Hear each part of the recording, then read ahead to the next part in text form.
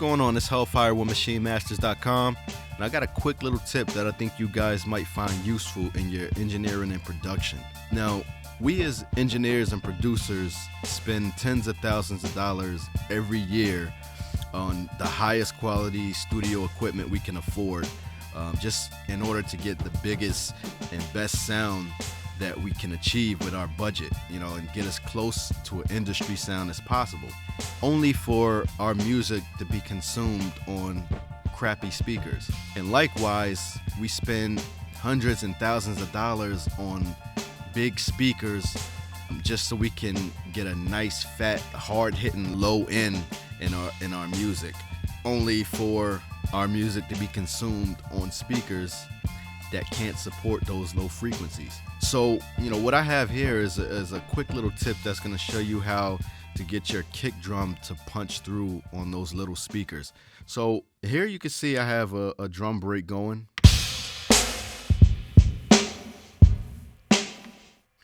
And the kick, it sounds really good. I love the way this kick sounds.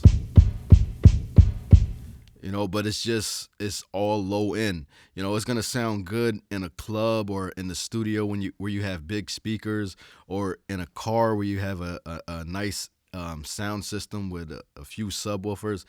But when you play this back on a cell phone or a laptop or some earbuds, you're not gonna hear this. It's just too low. Now, normally when I'm making music, I'm listening on my big 8-inch studio monitors. But when I'm doing this particular technique to check how my kick sounds on smaller speakers, I like to reference my 5-inch studio monitors, or the built-in speaker inside my actual Mac Pro computer, which is basically like a small laptop speaker itself. Or I like to listen on my MacBook, or just some headphones. Whatever you want to use. I suggest trying all of them, and then just making sure it sounds good and consistent on all of them. Now, you're not going to really want to try to set this up on your 8-inch or 10-inch speakers, because you're not really going to hear it as much. You're going to hear most of the low end. So that's why you're going to want to try to set this up while you're monitoring through some smaller speakers. So you might also want to listen back on those types of speakers as you go through this video while I'm setting this up. So the first thing I want to do is I need to layer this kick drum with another sound. So the first thing I'm going to do is I'm just going to copy the notes to a complete new track. So I'm going to go in sequence edit. I'm going to copy the events. I'm going to tell it I want it bar 1 through 9. And I'm going to put it on track 8. And I'm going to replace whatever is on that track. I have nothing on that track now, so it really doesn't matter. And when I go to my new track, you're going to see, it put the notes there. And it put the notes, in the same spot as, where they were on the original track. So the next thing I want to do is I want to either load a sample onto that pad on that new track. But in this case, what I did was I went to something that I felt was quicker. So I loaded up an instance of Native Instruments Drum Lab. Right? So I picked a preset that I like. And then I found the kick drum that I wanted to layer over it. So I went through the different ones they have.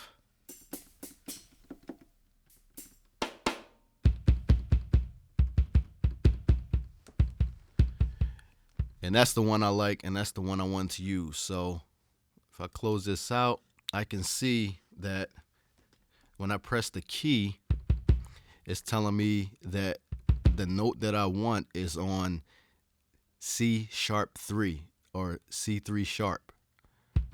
So what I need to do is I need to copy all of these notes that I just pasted, and I need to move them up to that note.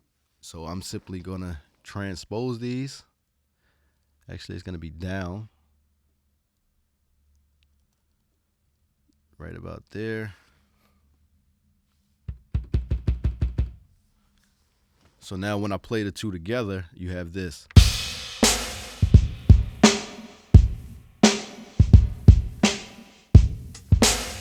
And when I take this out, then I have just the low end kick.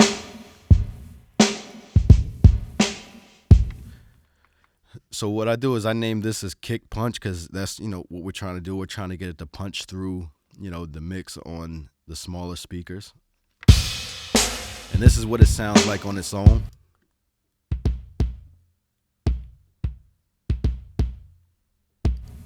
And this is together. Now, I don't particularly like the way it sounds just like that as it is. I think the kick that I'm adding has too much low end, and we can enhance the sound of that kick to make them blend better together.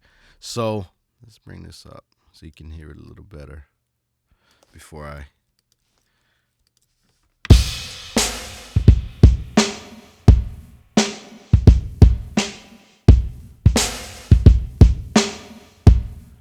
All right, that's with and without.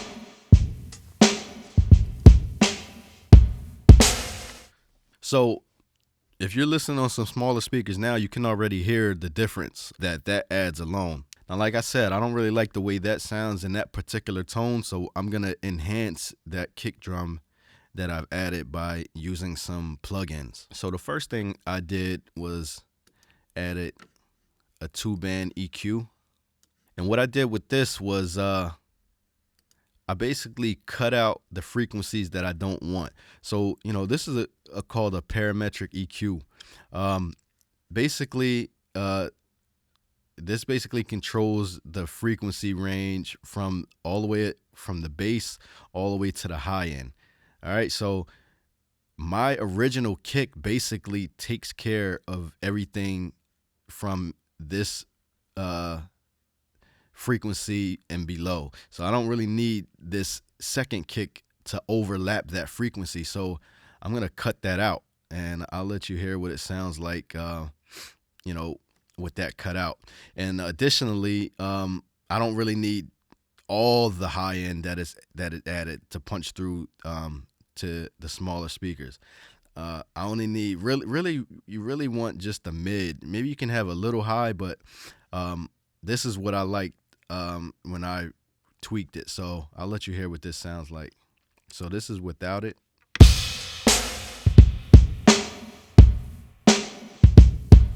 And this is with.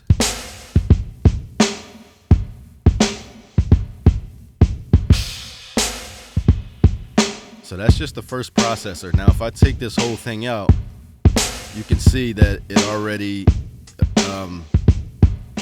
just that alone makes a big difference.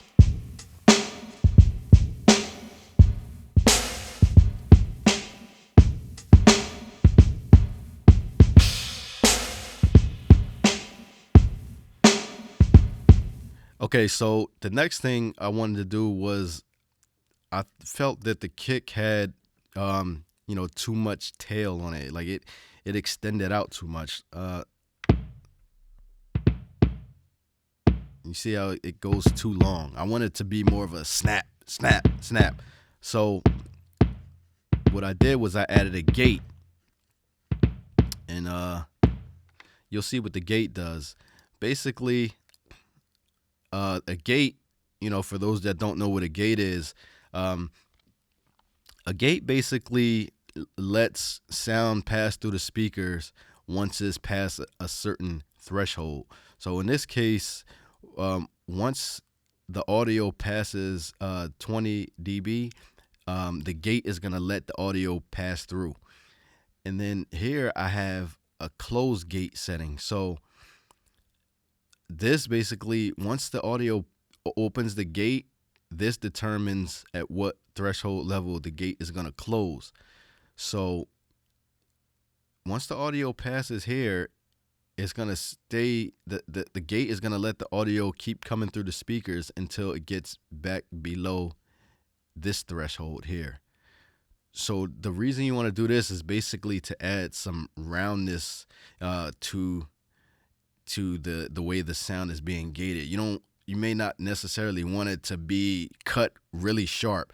So this is gonna allow it to, round out on the end a little bit. All right. So this is what it sounds like without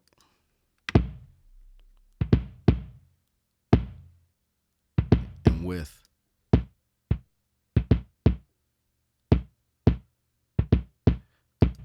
Again, without and with. Now, another thing you're going to want to play around with is the release. This also helps out with the roundness of how the sound tails out. If the release is too short, it's going to sound like it's cut off, too abruptly. If the release is too long, then it's not really going to get rid of the tail that we wanted to get rid of. So I think the default release was about 20. I bumped it up to 50. So I think that sounds pretty good right there compared to this. So if we throw that in the mix with the kick,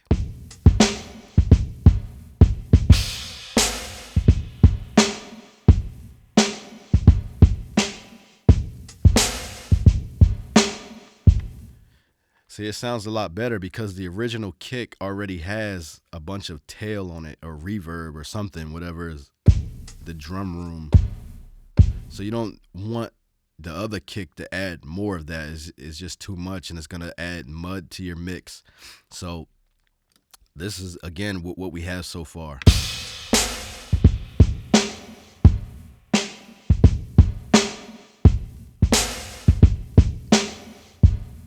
That's without.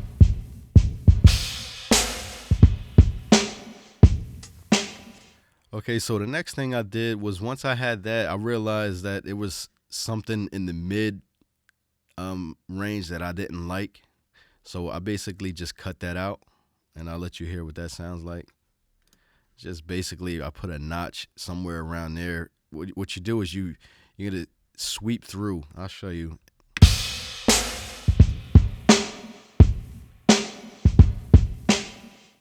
So that's without it, and this is with it.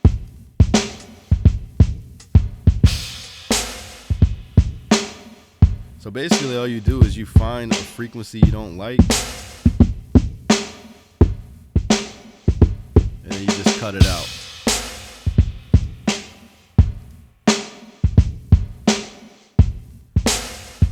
So again, without.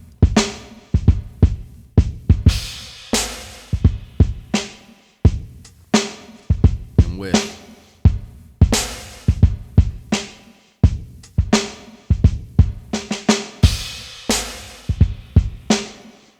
And we can start bumping this up a little bit because as we cut frequencies, we cut gain. So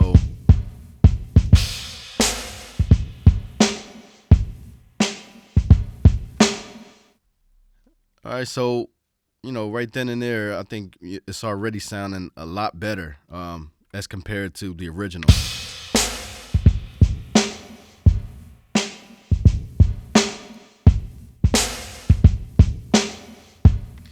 It's real subtle, but it's gonna make the biggest difference when you're listening on smaller speakers. So that's the ultimate goal here, is to make sure that everything you put in your beat is able to be heard as best as possible on anything it's played back on. So the last thing that I added was just a little enhancement EQ, just boosting some other frequencies that I thought might sound good. So this is without.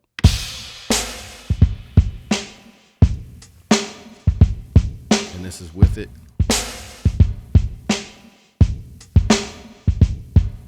Again, really subtle, but what I did here was I cut some of this muddiness out of 300 hertz, and I boosted some of the top end a little bit.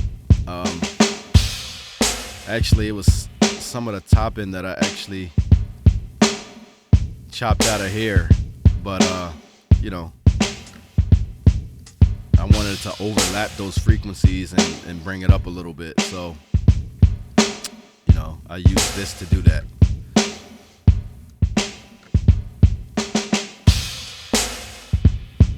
is without and with.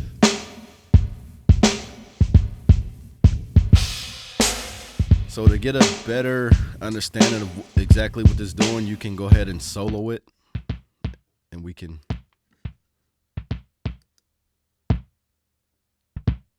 So you can hear the muddiness around 300 that I cut out.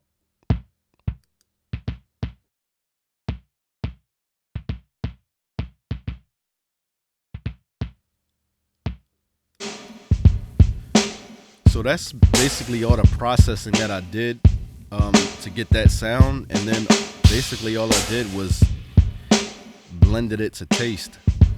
Just blended it in.